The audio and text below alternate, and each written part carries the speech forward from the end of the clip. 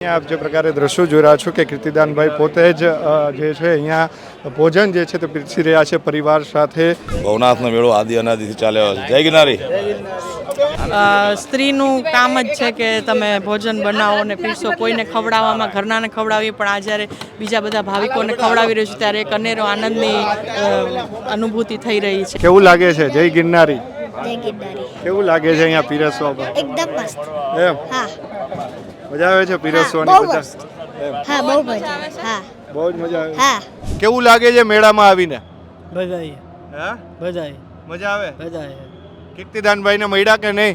ભયા એમ આજે ભજનમાં તમે જવાના છો? થવા નહીં એમ શું કહેશો? મેળો કેવો લાગે છે?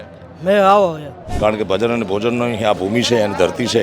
આ એવી ધરતી છે કે જ્યાં 52 વખત તો ખાલી કૃષ્ણ પરમાત્મા નરસિંહ મહેતાના કામ કરવા માટે આવ્યો છે. નમામિ શમીશાન નિર્વાણ રૂપમ વિભુમ વ્યાપકમ બ્રહ્મવેદ સ્વરૂપમ નિજમ નિર્ગુરમ નિર્વિકલ્પમ નિરિયમ ચિદાકાશમાકાશવાસમ ભજેયમ. સમાજની સેવા કરવાનો અવસર મળે તો એ તક ગુમાવી ન જાય. જય મોગલ. જય મોગલ. ભજન ભોજન અને ભક્તિનો ત્રિવેણી સંગમ એટલે કે જુનાગઢનો શિવરાત્રિનો મેળો. અને આ શિવરાત્રિનો મેળો આ વખતે જે છે તે મિની કુંભ જે ઓળખ પામ્યો છે. ત્યારે આપણી સાથે કીર્તિદાનભાઈ ગઢવી છે. કીર્તિદાનભાઈ, સ્વરાજમાં આપનું સ્વાગત છે. આ તો આપની અનોખી સેવા, ક્યાંથી આ પ્રેરણા મળી?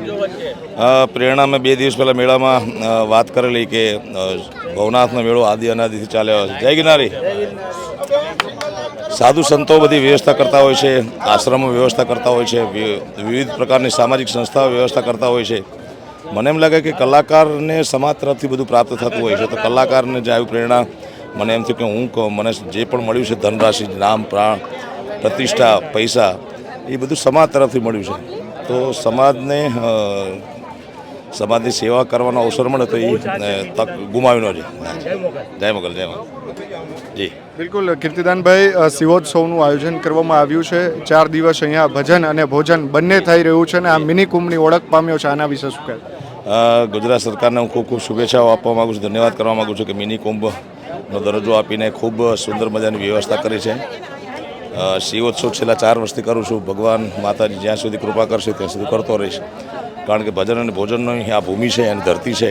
આ એવી ધરતી છે કે જ્યાં 52 વખત તો ખાલી કૃષ્ણ પરમાત્મા નરસિંહ મહેતાના કામ કરવા માટે આવ્યો છે. આજે તમારા હાથે શ્રદ્ધાળુઓ છે, ભક્તો છે, તેમને ભોજન પીરસી રહ્યા છે. કેવું લાગે? આનંદ આવે, ખૂબ આનંદ આવે છે. જી, અહીંયા આપ જે પ્રકારે દ્રશ્યો જોઈ રહ્યા છો કે કીર્તિદાનભાઈ પોતે જ જે છે અહીંયા ભોજન જે છે તે પીરસી રહ્યા છે પરિવાર સાથે. ઉલ્લેખનીય છે કે ભજન અને ભોજન અને ભક્તિનો ત્રિવેણી સંગમ એટલે કે અહીંયા જે આ શિવરાત્રિનો મેળો છે. બેન, શું કહેશો? આજે તમે પણ અહીંયા કીર્તિદાનભાઈ સાથે ભોજન પીરસી રહ્યા છો. સ્ત્રીનું કામ જ છે કે તમે ભોજન બનાવો ને પીરસો. કોઈને ખવડાવવામાં ઘરનાને ખવડાવીએ પણ આ જ્યારે બીજા બધા ભાવિકોને ખવડાવી રહ્યું છે ત્યારે એક અનેરો આનંદની અનુભૂતિ થઈ રહી છે. આમ તો કહેવાય છે કે ભજન ભોજન અને ભક્તિ, પરંતુ ભજન અને ભોજન બંને કીર્તિદાનભાઈ દ્વારા અહીંયા કરાવવામાં આવે છે. કેવું લાગે? જી, ભજન અને ભોજન કરાવીને ખૂબ આનંદ આવી રહ્યો છે કે આપણે આ ગિરનારની પાવન ધરતી ઉપર આવીને આ સત્કાર્ય કરવામાં સહભાગી થઈ શકે. એના માટે ભગવાનનો આભાર. કેવું લાગે છે? જય ગિરનારી. જય ગિરનારી. કેવું લાગે છે અહીંયા પીરસવા? એકદમ મસ્ત.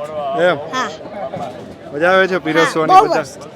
હા, બહુ મજા આવે. હા, બહુ જ મજા આવે. હા, એકાદું કંઈક શિવને લગતું કંઈક ગાવું છે? હા. હા, બોલો. ચાલો.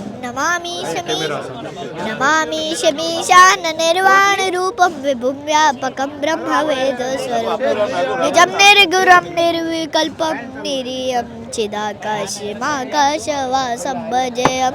નિરાગ. તો આતા કીર્તિદાનભાઈ ગઢવીના પરિવાર. તે અત્યારે આપ જે જોયા છો તે પ્રમાણે કે ભજન અને ભોજન બંને જે છે તે કરાવવામાં આવી રહ્યું છે. ઉલ્લેખનીય છે કે આમ તો લાખો શ્રદ્ધાળુઓ છે તે આ ગિરનાર મેળાની મોજ માણતા હોય છે. અને હાલ આપણે જે પ્રમાણે જોયા છો શિવોત્સવમાં પહોંચ્યા છીએ કે જ્યાં અન્ન ક્ષેત્ર પણ શરૂ કરવામાં આવ્યું છે કીર્તિદાનભાઈ ગઢવી દ્વારા. તેમનો પરિવાર જે છે તે આખો જ પરિવાર આ અન્ય ક્ષેત્રની અંદર અત્યારે લાભ લઈ રહ્યો છે. પરિવાર છે.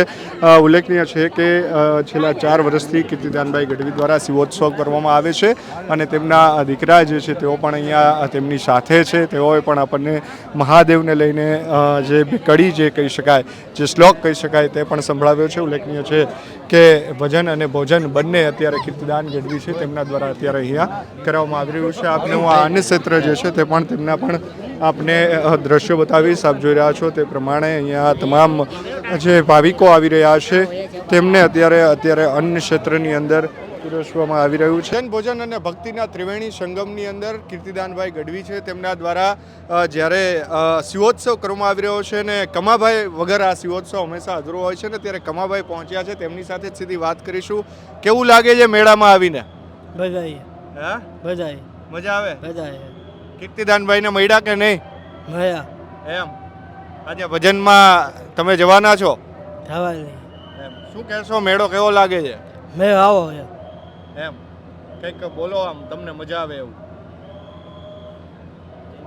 જય ગિરનારી. જય જય. ઓમ નમો નારાયણ. ઓમ નમો નારાયણ. હર હર મહાદેવ. હર મહાદેવ. આની પહેલા આવ્યા હતા મેળામાં ક્યારે? આવ્યા હતા બીજી વાર. બીજી વાર આવ્યા? હા. એમ કીર્તિદાનભાઈને મળ્યા? હા મળ્યા. એમ શું વાત થઈ એમની સાથે? હા થઈ જાય. એમ શું વાત થઈ? પછી આવો સરળ પડે. એમ આવો. એમ આજે ભારત માતા કી. ભારત માતાથી. ઓમ નમો નારાયણ. ઓમ નમો નારાયણ. કીર્તિદાન ગઢવી દ્વારા આ ક્ષેત્ર ચલાવવામાં આવી રહ્યું છે અને ભજન અને ભોજન બંને એક જ જગ્યાએ જે છે તે અત્યારે અહીંયા પીરસવામાં આવે છે. શિવોત્સવ જે કીર્તિદાન ગઢવી દ્વારા છેલ્લા 4 વર્ષથી કરવામાં આવે છે. આજે તો કમાભાઈ પણ પહોંચ્યા હતા અને આજે ભજનની સાથે સાથે જે કહેવાય ને કે ભજનની સાથે સાથે ભોજન જે છે તે પણ અત્યારે કરવામાં આવી રહ્યું છે.